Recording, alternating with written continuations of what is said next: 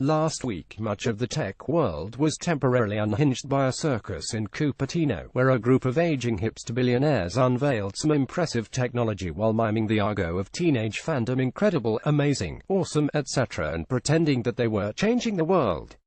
Meanwhile, over in the real world, another tech story was unfolding. Except that this is not just a tech story, it's a morality tale about how we have come to inhabit a world in which corporate irresponsibility, incompetence and greed goes unpunished, while little people can get a loan because they have an incorrect blemish on their credit records, which is almost impossible to detect and correct. This story concerns Equifax, an outfit of which I'm guessing you've never heard. Nor had I. It's one of the three largest American credit agencies. The others are Experian and TransUnion. Its business, its only business, is to collect, securely store and aggregate information on more than 800 million individual consumers and nearly 90 million businesses worldwide. If your application for a loan is declined, or your credit card suddenly ceases to work, the chances are that it's because some kind of warning flag has popped up on the screens of one of these three companies.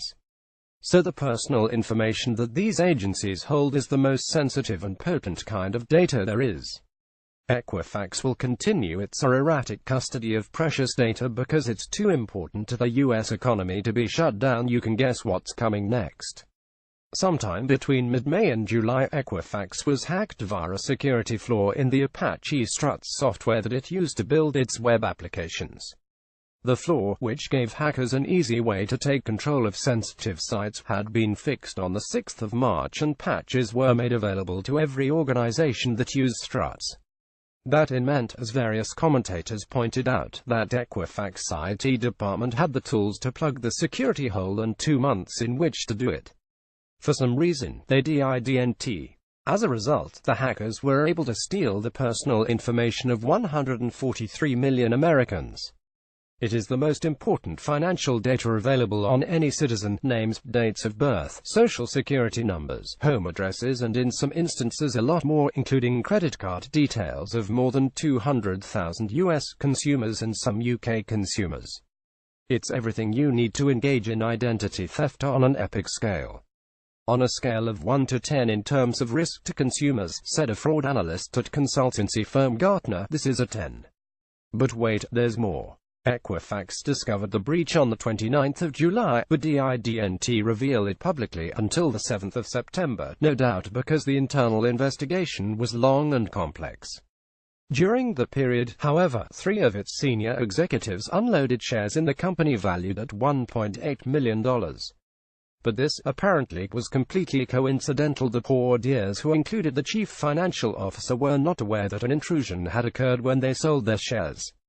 Still, 36 nasty, suspicious U.S. senators have now written to the Department of Justice, the Securities and Exchange Commission, and the Federal Trade Commission asking them to look into this, fortuitous trading. It's difficult to overstate the significance of this breach and what it implies for our networked world. First, as Fahad Manjoo pointed out in the New York Times, Equifax had only one job. Its only purpose as a corporation is to collect and safely hold people's most sensitive personal information.